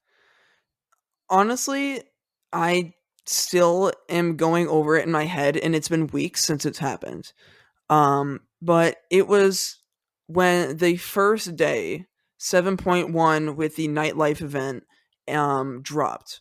And I was like, it was the first day I returned back to SWTOR content creation. Took a long break from it. I was doing my own stuff. But I'm like, you know what? This is a perfect opportunity to slip back into SWTOR when there's a nightlife event, which is honestly one of my favorite events in SWTOR, excluding Life Day. Life Day is my absolute favorite, but nightlife is my second. So I booted up my stream. I was just doing what I was doing. And then I have on my stream deck, I have a shoutout command. So when I press it, it pops up all the users. So I can just click and it will send an automated message, which I've already set up, which is just my shoutout command, which is really, really helpful. So I don't have to, do everything or have mods do it because I don't have mods in my chat all the time. Yeah. So it's really helpful. So one of my community members came in and I was like, oh, cool. Let me give him a shout out. I click and the SWTOR account is in my user list. And I'm like, okay, I'm either being trolled by somebody or this is Jackie, the community manager. And I say on stream, I'm like, wait a second, SWTOR is in my chat. Is this real or not? And then Jackie says, maybe. And I see the verified. I lose my, lack of better words, I lose my shit. Like, I lose it. And I'm like, are you kidding me? Out of all SWTOR streamers, because there was probably 60 SWTOR streamers at that point streaming. And I'm like, out of everybody, Jackie chose my stream. And then after a little bit, she saw my content. I was actually playing PvP arenas at that point. Okay. And she whispered me on the SWOTOR account and gave me 2 Opal Voltilla pet codes to give one away and keep one for myself. But I actually That's already cool. had a code from Swisterista. She already gave me a code, so I was like, so I don't need the other one. She's like, just give both of them away, and that was awesome. And it came up in conversation that I didn't have a Opal Voltilla mount yet. I only had the pet, so she sent me one for myself, which was very, very kind of her. That's awesome. So it was an incredible experience. I mean, completely shocked me. I wasn't expecting that at all. So no, it was awesome. Jackie was extremely kind and very helpful when one of the codes didn't work immediately and had some issues, and Jackie helped very quickly, and it was awesome. A great experience. Jackie is awesome. Yeah. Yeah, she's the shit. Yeah. It was a really cool episode to be able to talk to her. She's just like a really good person and good at her job. But also just like, I don't know, just you get like a really genuine energy from her, even through the computer, you know? Yeah. She's an awesome person. She's somebody that like I could see Nick and I at PAX East, and like if they were like BioWare was there, we would just hang out with Jackie all day. Like wouldn't even care about the rest of the exhibition floor. It would just be me and Nick just chatting with Jackie all day. Like everybody else from the dev team, whatever. Like Jackie is rad as hell. She's awesome. Okay. I totally get it. She's good people. I think she would thrive in any game that she was working on. Honestly, it's just like incredible, just like a perfect fit for that role. You know. Marcus, go ahead. PC or console gamer? Console or console? Oh shit! Don't start that. Or console. Console. So this is complicated, but I'll keep it to the brief version. I would say currently I'm PC. I used to be console. Yeah, but what would you say you are at heart? Yeah, what's your core say? You're gonna really get like deep into this, like what is your heart telling you, type of thing. Of course. Yeah. Which does your chakra say lean towards a PC or lean towards a Like, console? I had a console my whole life. I am a PC gamer. Like Same. That's Once just you switch. Yeah, I feel like I am PC. I spend an unholy amount of time on PC, and I used to, because my first console was the Wii. I got a Wii and a Nintendo DS, the original, and that was how I started my whole video game adventures. And then I got the PlayStation 4, and then years later, PS5 came out, and I'm lucky enough to grab one of those. So I have always played console games, will always love console games. I grew up on them. That's how I started playing video games. But I have a great PC, and it's so much more convenient for me to sit down and just play while I can do other things on the other monitor. And it's, if I have work or any stream related stuff I need to go do, I can do it while I'm gaming. So I feel like PC is just more fun for me at the moment. And I think at heart I am a PC gamer, but console will always have a special place in my heart. Yeah, I love a console, but really truly what changed for me is you go from sitting on your couch 8 feet away from the TV to having the screen in front of your face. And I feel like that gaming experience is much better. You know what I'm saying? Like you're no longer, I don't want to say the word squinting, but like it's like even if you have a 65-inch TV on the wall and you're still sitting 8 feet, you don't feel as immersed in a game that you do when I'm sitting, 20 inches away from my 27-inch monitor. Yeah, and I feel like I'm in it. You know what I mean? I totally agree. I mean, console always, like, I always had to sit on my floor when I play console games because the couch was too far away. And I mean, for Zero Dawn, I mean, that when I'm when I kill one of the machines, I'm always like doing this, like, wait, is that a part I need, or is that just like some random shards I don't need or whatever? So Right. I always had that issue. And then when I got it in 2020 on my PC, I'm like, this is so much easier. So So much better. Yeah. yeah. I prefer PC definitely. All right. So on your stream, you play a few different games or rotate between things. Why do you gravitate towards like variety gaming or streaming, I should say? Yeah, no, I have definitely tried being a single game content creator before. I actually had a conversation with yours truly, Marcus, before a few months back, and we had a conversation about like what's the benefits between being a single game streamer and a variety streamer. And I mean, pretty much the end goal was I gave myself a month to try playing a single game and to see how my community reacted, how it grew, how it failed.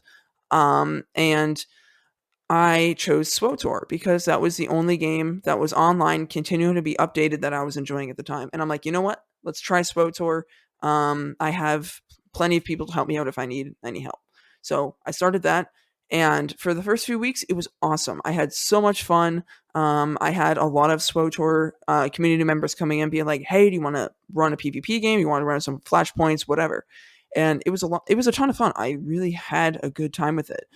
But as I started hitting the third, fourth week, I kind of was like, oh, I have to go stream SWOTOR again. I can't go play the game I want to play because I have to play SWOTOR. Yeah. And at that point, I kind of realized I don't have the attention span to play the same game every single time 3 days a week for 3 hours. I can't do it. I get bored. And I tried, I really did, but I realized at that point variety is the way for me. However, I kind of chose a happy medium. I notice a lot of variety streamers stream like 8, 9 different games. Like they rotate through things like crazy. Yeah. But I try to keep it down to 2 or 3 games so I can build a community out of those games, but not lose people because I'm doing 15 different things. So That makes sense. I feel like that is a nice sweet spot It's- to like find your lanes. Well, yes, and you when you do variety gaming, I tell everybody you have to play what you enjoy, because Yeah. when people see you playing a game you enjoy, they enjoy that content more than seeing you frustrated playing a game. But at the same time, when you have multiple communities that you're connecting yourself with, it's harder to grow in the content creation space, because one day you're playing Star Wars Battlefront, the next day you're playing SWOTOR, the next day you're playing Witcher 3, and that's 3 different communities. So it's really hard to get that base of people. And I'm not saying it's not possible, Yeah. because there's so many successful content creators that do this. It's just I do not have the attention span to be able to invest in multiple games. Like, I feel like I have to get in one game that I can immerse myself in, and then that's it, until the day where I'm not immersed anymore. You know what I Yeah. mean? I get you. yeah, no, I totally get it. And I mean, I think I have, by the skin of my teeth, I've squeaked out a success there because I have a very small community. However, I have a core of like 10, 15 different people that can come into my stream, and no matter what I'm playing, they will be there for me. And that is all that matters. So I feel like if I just have those few people in my stream that I'm chatting with, everything else will fall into line. Anytime you have one viewer, who is taking the time out of their day to be with you, that's all that matters. Exactly. I'll never forget it. And I say this story all the time. When I first started streaming, Nick hung out with me in my stream for the first like 7 streams, and Nick was the only person there for 2 of them. Yeah. And it was nerve-wracking. It was everything. So I do understand. And now that makes me appreciate every single person more. Like, if you come into my stream, I appreciate that. Whether you come in and just say hi and then have to leave, it says, hey, Marcus, I'm thinking about you. You know what I mean? Or, hey, Nick. and then I'm gone, or hey Emrys, and then I'm gone. It's not about anything else. It's the fact that somebody takes the time out of their day to come to your stream, and if you're streaming for that one person, that person is awesome. You know what I mean? It makes your day. It makes your whole stream. Exactly. This is super important to me, like mega important. Okay. Wait, I feel like we missed a question. No, we didn't. I think we did. Wait a minute. Wait, what are you ruining the flow for? Like it's fine. I like to break up the flow with our stupid questions. Yeah, I did. Here's it's a stupid but serious question. Who's your favorite Star Wars character? That's what I wanted to ask. Okay, I've actually. Did you just cross that out and I missed it? Yes. Oh, okay. Well, that's why. So everybody, I want everybody to type in Discord when you hear this, please. In the general channel, suck less, Nick. Anybody? Okay. The first person to type in the general chat. Well, how about this? The first 3 people to type in the general chat that is not Emrys or anybody else, because you're on the show. First 3 people to type in general chat, suckless at Nick Vern, will get a prize. Yeah. We'll get a prize. I was really hoping I could cheat the system and win. No. So anyways, who is your favorite Star Wars character? So I've actually thought about this, and the way I'm going to break it up is my favorite canon show character, favorite canon movie character, and then non-canon character. So I have 3. So one from the shows, one from the movies, one that's not canon. That's a lot of favorites because I couldn't do that. Go. So for the show, this includes like Rebels and Clone Wars, Ahsoka Tano for sure. The character development completely shocked me when I first watched Clone Wars, from her being this like bratty character that I hated in like season 1 and 2, and then fell in love with by the end of the Clone Wars. Sure. Super cool character. Okay. The movies, Obi-Wan Kenobi for sure. I know that's a very general common answer, but I mean, there's nothing wrong with Obi-Wan. I mean, even just like I grew up with the originals. That's when my parents showed me the originals first before I saw the prequels. And I'm like, who's this Ben Kenobi? Like, we don't know anything about this old man, and he dies whatever in the movie in New Hope. And as soon as I watched the prequels, I fell in love with Obi-Wan. I mean, Ewan McGregor is just amazing, but still, I love the character, always will. And then my final non-canon would probably be Darth Malgus. Okay. I mean, again, SWOTOR, and then just the baddest dude in SWOTOR, and always have enjoyed seeing him in the expansions and all of these things. So super cool character. Those are great answers. I totally agree. Obi-Wan Kenobi is a very popular answer. That's not like a, but it makes sense. He's like the quintessential Jedi. Like he is, when you think of what a Jedi is supposed to be, it's Obi-Wan Kenobi is a perfect example. You know, he's like the gold standard for Jedi Knight, especially like a combat-y flavored one, you know. But so I would go through Marcus and I's favorites, but everyone knows ours already. Yes. We're not doing that. And if Emrys has listened to the show, he knows our favorite characters. Oh, I know. So, without further ado, what are your goals for stream? Honestly, to be honest, I don't have a general end goal. I mean, being Twitch partner would be awesome, obviously.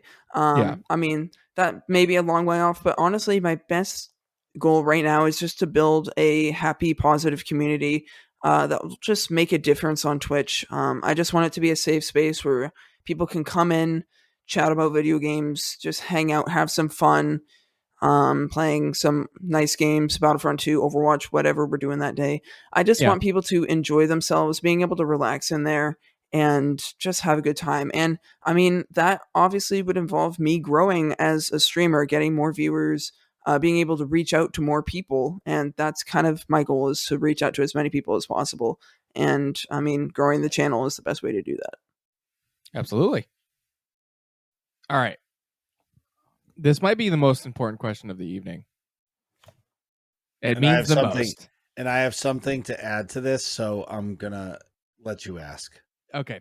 So like I say this a lot, but there are many correct answers and great answers and acceptable answers to this question. But there's one wrong answer, and it's a giant. We'll judge the crap out of you, and we might kick you off the show if you answer wrong. So it's really easy to get any of the correct answers, but if you hit that one eject button, Right. So the question is, what is your favorite ice cream flavor?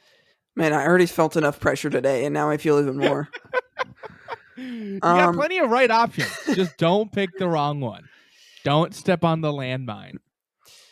So I've had this flavor all the time, and I gotta say, cookies and cream is always good no matter what day you eat it.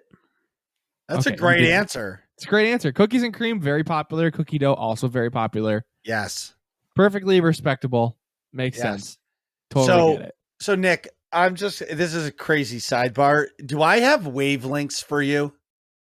When I speak in the podcast? I do? Yeah, perfect. All right, because not on mine. Anyways, so I'm reading Julia's book the night before first grade. We were reading it again tonight. That's a children's book, I take it. Obviously, Nick, it's not an adult's book. Are you going into first grade? Come on. No, he's reading Twilight to Julia, obviously. Yeah, exactly.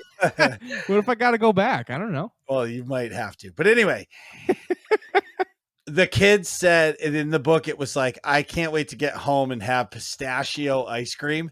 And I was like, okay, there are fucking psychopaths in the world because there is no fucking first grader on planet Earth that is like, I want pistachio ice cream. Yeah, that is the wrong answer for anyone who is. Yeah, the chance of that is 0.0.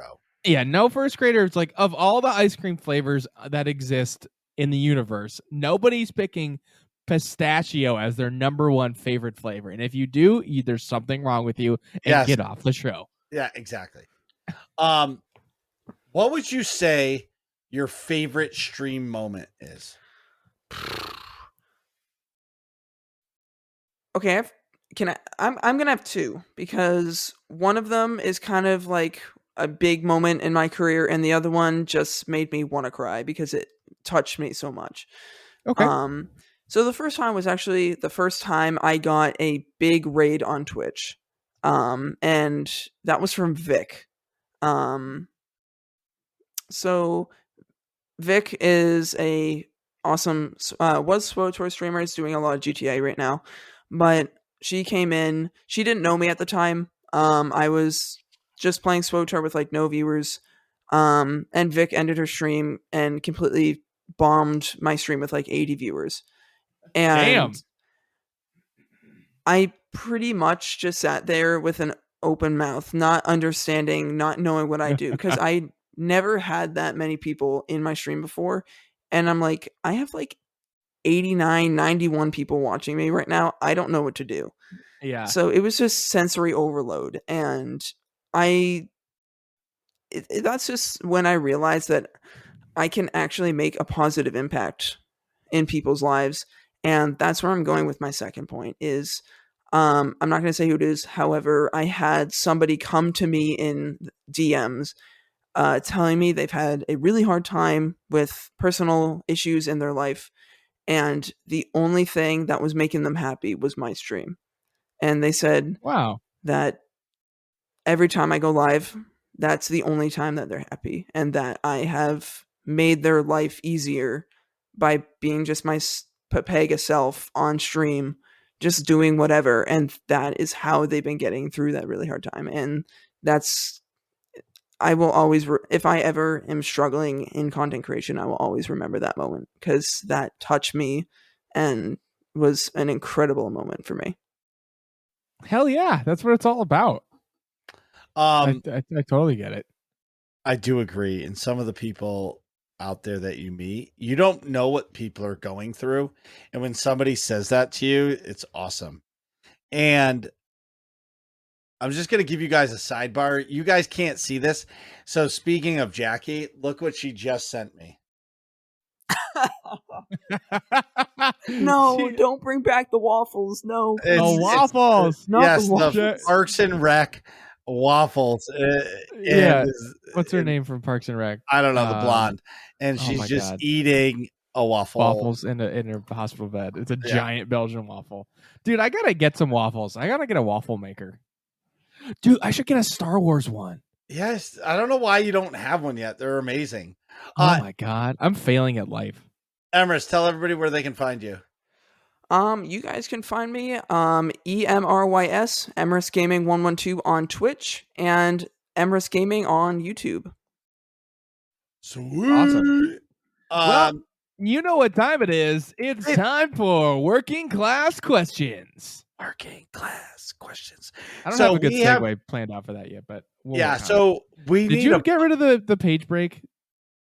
I like these on a separate page, or I'm gonna flip the table over. Well, then press enter and make it a separate page, Nick. Like, what the fuck is wrong with you, Nick? I have no idea. Why do you need? Like, thank you. You clicked something and it went away, and I'm freaking out. But it's not a working class question. All right. So as everybody knows, the past few weeks have been kind of crazy with the podcast. So we have not gotten to these questions. So we have like 20. Yeah, like there's a lot. So get ready, buckle up, get a drink, get a giant mixing bowl full of ice cream with sprinkles, nuts, and fucking everything else. Give Nick as much chocolate as he possibly can handle. Let's get this going. I'm going to start it off. Nazir. Wow. Yep. Dude, I was looking back. Nezzer hasn't been on the show since like episode 5 or like 15. I know. It's been way back.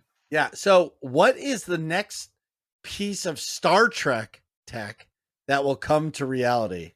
All right. Can I go first? Yes. So I am very unfamiliar with Star Trek.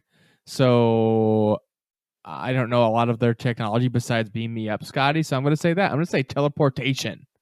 Okay. Or at least a tractor beam elevator thing. A wireless, boxless elevator. Beam me up. What do you guys think? I have to admit that I have to just copy you because I have seen probably a grand total of 10 minutes of Star Trek. So I have no idea. So you know what? I'm just going to leach off of Nick. Okay, I'll just to get some variety. Or I think. Wait a minute. I haven't even gotten to go yet. Okay, go ahead. I was gonna steal something else. I was just gonna say hyperspace, like hyperspeed. Like, wait a minute, we're missing something. Go ahead though. Moving at the speed of light. I think that's gonna come to reality long before teleportation or a phaser. That's what I was gonna say. The guns, because we have laser weapons now. Like the military uses those to like zap missiles out of the sky and stuff. Sharks with freaking laser. And all I got is sea bass. Anyways. Duft asks, which one is better? Better Call Saul or Breaking Bad? All right, why don't you two go first because I jumped in. So I actually have never watched either. For reasons I can't watch that. Okay. I don't have any reasons. I just haven't. Well, I haven't seen Better Call Saul, but I have seen Breaking Bad, and Breaking Bad is very good. So I will say. I should say I started watching Better Call Saul and I couldn't really get into it. It didn't have the same like grip as Breaking Bad, so I'm gonna say Breaking Bad. I feel like Better Call Saul. The reason I couldn't get into it because like it was missing that big like central conflict that grabs you and like takes you on the ride that Breaking Bad has. Because Walt's got cancer and is dying and starts making meth within the first 2 episodes. So like.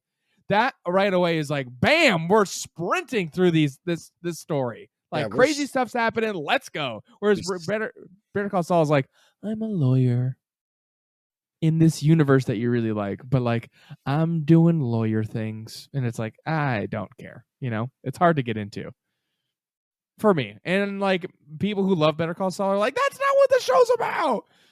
Blah, blah, blah, blah. But for me, that's the deal. So Breaking Bad for me. Our next question comes from DL Smooth.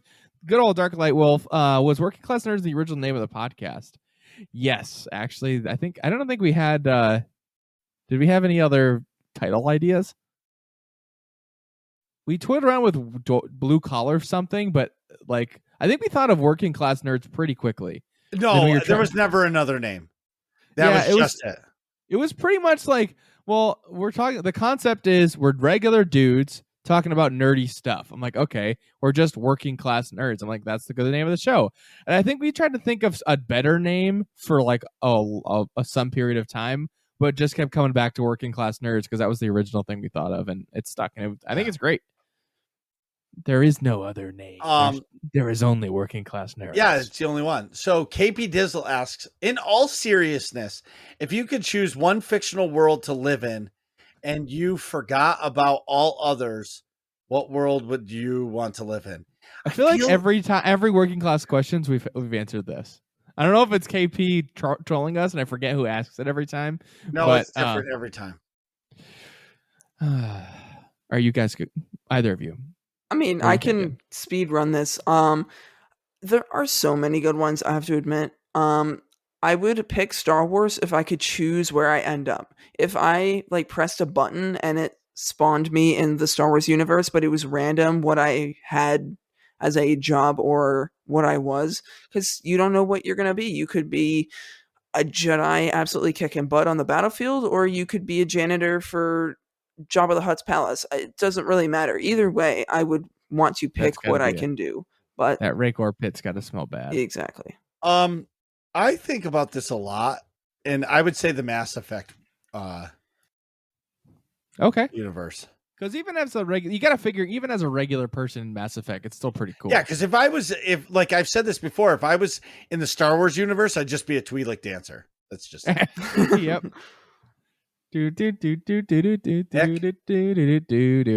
I forget. I think I answer this differently every time. Star Wars is a good. Star Wars and Mass Effect are good calls because even as it's tough, even if you were a janitor. Well, because if you were a janitor in Star Wars, that would suck. But Mass Effect, like regular people can travel the galaxy, so.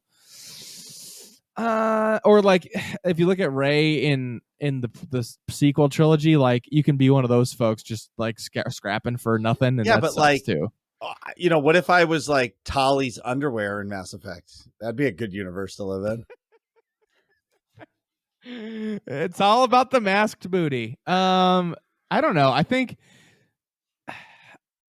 if I could know that I would have powers, and Harry Potter would be cool too, or Star Wars if I knew I could have the Force. But if I didn't, I'm just a regular person. I'd probably want something closer to like reality, and I'm gonna go with the Fallout universe because I know like if you're just a dude dropped into the Fallout universe, you can go scavenge and find a plasma rifle and figure it out. Sure. You know? Yeah. Daft asks another question. What would you rather have? Sorry, Duft. I can't read. Duft Pink 5 asks, would you rather have a zombie apocalypse or gray goo? And I don't know what gray goo is. I'm gonna say gray goo. Do you know what gray goo is? No. I don't either. I looked it up, and it's some sort of like, I think it's like a simulation or something, like the end of the world or something. I don't know. Yeah, catastrophe scenario involving molecular nanotechnology. Oh, wait, self-replicating machines consume all biomass. This is Horizon Zero Dawn. Yes, 100%. 100% gray goo. Oh, yeah, gray goo by all means. I think. Yeah, I'm gonna pick gray goo, but probably not for the reasons you guys are saying that. I don't want to deal with a zombie apocalypse. Like a zombie apocalypse takes forever. A gray goo is like a nuclear bomb type of thing. Like I'm either gonna immediately die or like survive until everything's done, and then it's just like a reset. Like I don't want to have to. I want to either be dead right away or like hide for I don't know a few weeks and then come back out of hiding into like a clean landscape and start fresh. Yeah, I don't want to zombie apocalypse. You're like, you're fighting forever, man. That's your awful. Life. Ugh. Yeah, I would never do that. Smell, and they're super creepy. And I'd be dead because rule 1 is cardio, and I'd be done. Yeah, yeah. I don't even have a gun. I need it. Yeah, that would the zombie apocalypse would not go well for my setup right now. Although being on the 3rd floor apartment's not bad. It's true. Because I have limited exits, but like, but you don't need them because you could barricade down bottom and they can't get to you. That's true. I do have a ladder too, so worst case, I could check out. I have an emergency ladder. I could check out a window if I need to exfil. It's not a bad setup, but I'm going to handle both of Atrax's? Ajax's question. This is fast fire. YouTube Shorts or TikTok? TikTok. YouTube Shorts. YouTube Shorts for me. Okay. Hoarders or My Strange Addiction? The TV shows. Hey, I didn't watch a lot of either one, but for me, I'll go with My Strange Addiction. Hoarders are gross. I agree. My Strange Addiction. Marcus? I feel like Marcus has seen more hoarding, like going to people's houses who have shit everywhere. Like, hoarding to me is weird because there's different levels of hoarding. So I'm going to pick hoarders because I've seen it, but like I know of hoarders who like their houses are clean, what you can see, but when you open up a closet, it's disgusting. Like clothes piled to the ceiling or like old food just stacked up that you would never know if you're a normal person, but you open up their pantry to their kitchen and you're like, this fucking can of beans is from 2006. Yeah. You know what I mean? Like, so like I would pick hoarders. I saw that with a lady that I had an encounter with. She opened her freezer to get ice out for beverages, and it was just like completely like so stuffed that like it was just a wall of like Tetrised food in there of like random shit like vegetables and that's like, not bad. She only has a small freezer.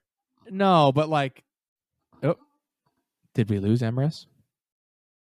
Oh, still have the audio. I don't know. Should I stop things? No, keep going. Just keep explaining. Well, anyways, yeah. So that it was the freezer was like hoardery, which was chaos, but right. No. Okay, so I'm just gonna. I believe we lost Emrys. We can just finish working class questions, though. Yes. Is the cake a lie? Yes, the cake is a lie. Don't fall for it. That's from Portal. In Portal 2. That's from newest Discord mod Quinn. Oh, yes. The cake is a lie. It's always a lie. And this one's from Doritos, aka the Nerds community member that's always first in my streams. Is it country fried steak or chicken fried steak? I've honestly never eaten either one. What? I know. What? But, like, the concept is just deep fried steak, right? Dude, next time we go out to dinner, it's going to sound hokey, but we're going to Cracker Barrel and you're getting it. It could be the greatest product ever created. Well, I've also never been to Cracker Barrel. So what the fuck? All right, that's our next dinner date. All right, deal. It's chicken. Wait, we didn't answer the question. Chicken fried steak. Yeah. Okay. Yeah, that's what I've heard it as is chicken fried steak, but like it's not a lot. It's not very common up here in the Northeast. Duft again. Duft says, "What's the real reason why the show 2 weeks ago was postponed? It was actually because Marcus's computer was screwed up. It would not interact with Zencaster." But that's a great question. Quinn, newest Nerds community mod, once again asks, what's your favorite sci-fi trope? I don't know. Marcus?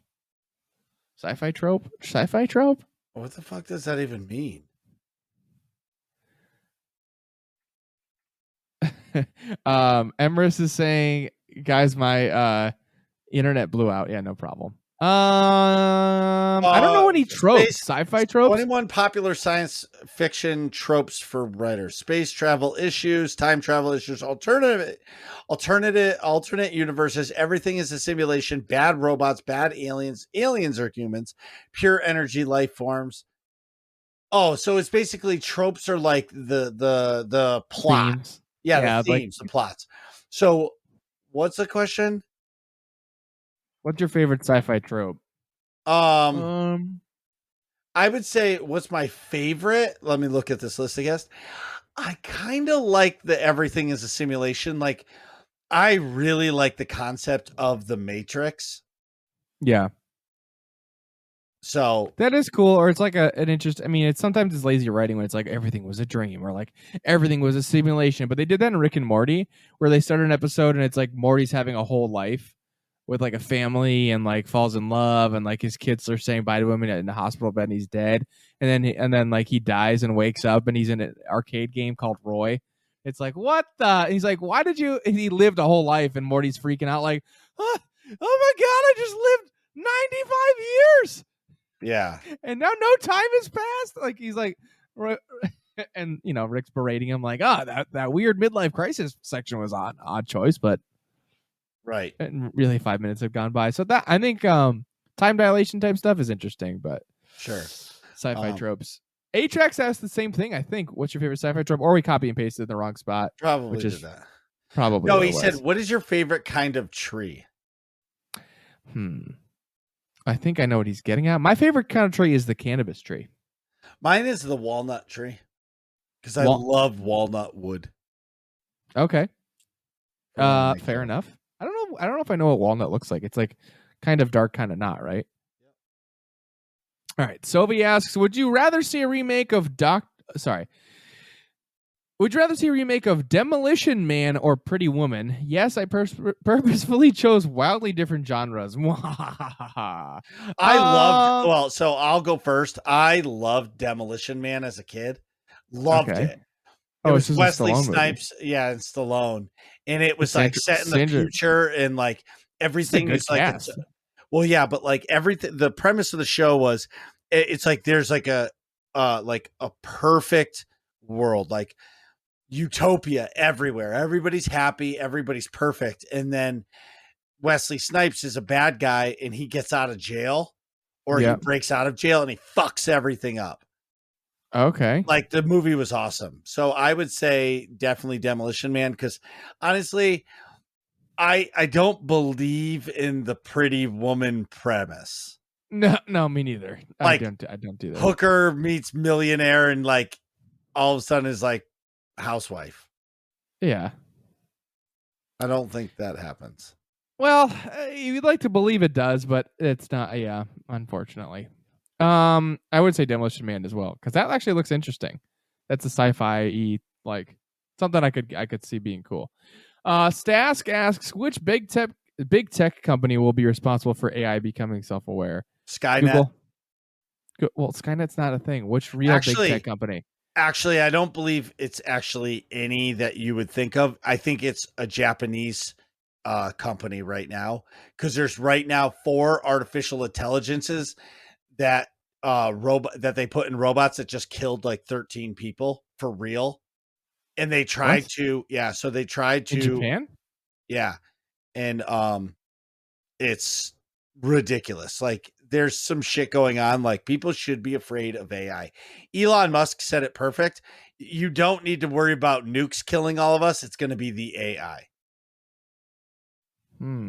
Yeah, no, I concur. All right, so I'll do the next one. Yep, that's from Roth says favorite show you think nobody else has ever watched. Oh, I got mine. Go ahead. It's called Bodyguard on Netflix. Oops, I just opened Netflix and that was loud. Yeah, it's called Bodyguard on Netflix. It's a BBC show about a bodyguard, obviously. It stars the guy who played Robb Stark in Game of Thrones and then Icarus in Eternals.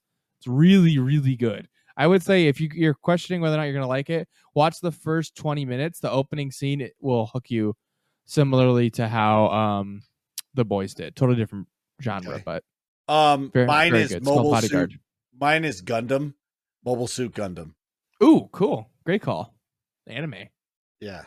I like it. Rayu asks, what future games or expansions are you looking forward to in 2023? Well, Lightfall, God of War, which I won't. The nice part for me is I won't play God of War, but I'm going to play it through Nick on his stream. Yeah. So like I'll get to enjoy God of War, but like I won't have to play it because Nick. Yeah, I mean God of War technically comes out in 2022. Oh, that's November. Oh yeah, so Lightfall for me and Destiny. I'm gonna say Starfield, the new Bethesda game set in space. Your life is over when that game comes out. Yeah, that's all I'm gonna be playing 100%. Yeah, I really hope they don't fuck it up. No, they're not. But even if it's not great and it's only good, like all I need is a 6.5 out of 10, and I'm gonna play the crap out of it. Right. You know. Greenbot videos asks, how many hours is your ideal work week? This is 32. 50. 50? Yeah. I don't like working that much. I like a crisp. You know what? When I was working 3 days a week in the emergency room, that was pretty solid. But 312s is too many. I think 50 for me because I'm a small business owner, and when I work 50 hours, like if I could only work 50 hours, I feel like that would be the perfect balance of life and work. Because you look at, I'm working more than 10 hours a day, 6 days a week. And like, I'm talking about like, if it was just 10 hours, 5 days a week, it would be a dream. Because nobody that owns a small business works less than 50 hours. Yeah, no, I get you. I think, I don't know. I don't think that like, I wouldn't mind working longer amounts of time. It's just how many days. If that makes sense. I just don't like working 5 days in a week. I would rather work 312s. And it's kind of hard to work. It's kind of hard to work 312s at my office job doing cancer research because like it's so boring to just sit in front of a computer. But like when I was in the emergency room running around doing tasks like interacting with patients, it's way easier to work 12 hours. But yeah. I definitely whatever I have to do to cut down the number of, it's not some necessarily hours, it's number of days per week. If I could cut it down, that would be great. But sure. We got a question from Emrys. Oh, great. If Emrys was here, we would have gotten Emrys to ask the question. But that's okay. But Emrys' internet cut out, so it's all good. Who is your favorite video game character? I don't know if we've asked this before or answered it. No, I don't think we did. We do Star Wars character all the time, but I don't know my favorite video game character. That is hard. I mean, I can start thinking of a few, like Commander Shepard. Shepard's a good one. I really like Arthur from Red Dead Redemption 2. I mean, Kratos is really cool also. Darth Malgus. Yeah. Revan. Revan's a cool character too. Yep. There's a lot. There's a lot of cool video Carter. Fuck Dracula. Right. You know what I mean? From Castlevania. Yeah. Yeah. Holy cow. Wow. Yeah. Like that's even there's a lot of like really cool non-main characters too. Yeah. Like honestly, like the guy from The Boys, the bad guy, and he's always a bad guy. Homelander? Nope. The leader. He was in Jedi Fallen Order, Moff Gideon. Oh, yeah. Like, I really want to play the newest Far Cry game just so I can interact with that guy's character. That guy is good. He's in Breaking Bad also. Yes, he's a villain there. He's a villain there. He may be the best villain character, TV or movie star ever. Actor ever. He's definitely top. Yeah. There's nobody better. Yeah. Dude, that guy is fucking terrifying when he talks. In it's a great point because he's terrifying and has a great villain in every single role he does, and he's lots of different villains. I was gonna say Christopher Waltz in Inglourious Bastards. He plays the Nazi character. That is fucking terrifying. Also, he did a great job at that, but he does lots of different roles. Like Christopher Waltz is all kinds of different stuff. So, but I wish it's Juan Carlos something. Yeah, Juan Carlos Esposito. Yeah. Yes, that's the guy's name. Really good. Albus asks, you walk into a bakery. What are you buying? If I'm going to a bakery, it's probably an Italian one. And I'm probably getting pastries, which means I'm getting a Sfiadel. So I have two answers because like it's hit or miss. So like I'll go to a bakery if it's in the morning, Boston cream donut. All the way. Bakeries, Boston cream donuts are like giant and they're actually like filled with cream. It's not just like a squirt, you know what I mean, of it in there. Yes. It's like an actual Boston cream donut. But if I'm going like to get desserts to like you're saying an Italian bakery, cannoli all the way. Yeah. I love cannolis too, but like most of the time they have chocolate chips in the filling, so I'm out. But no, if I get a custom one and it's got no chocolate chips in there, cannolis are the shit. I love cannolis. Yeah. But I will say, Marcus and I disagree on the best spot for cannolis in Boston. Yes, that is true. Yeah, you're a Mike's Bakery guy, and I'm a modern. Mike's Pastry. Sorry, whatever it's called, the inferior one across the street. Yeah. You're a Mike's Pastry. I'm a modern bakery guy. Right. It's definitely go to modern. But so last question from Sovi: Gambit or Crucible to do until reset? And you can't go to Orbit. You can't go to Orbit. I would pick Crucible like PvP, just straight up PvP. No Just- song or dance, just PvP. I think Gambit. I like the collecting things. That's a little more strategic. I like that better. Yeah, because I can see both sides, because like if you enjoy, like if you're in Gambit and you're like, there's better chances to have more fun because there's multiple things to do. Like, Yeah, you I'm can going to collect kill the all the stuff high and value hide, targets, or or I'm going to go invade, or I'm going to collect all the stuff this time, or focus on the boss. Where in PvP, like if you get in some sweaty lobbies, it can be really That's a frustrating. long game. If it becomes a long match, if you're just getting destroyed by people. But all right, I think that's everything. What are you guys talking about in here? Find out next episode of Working Class Nerds.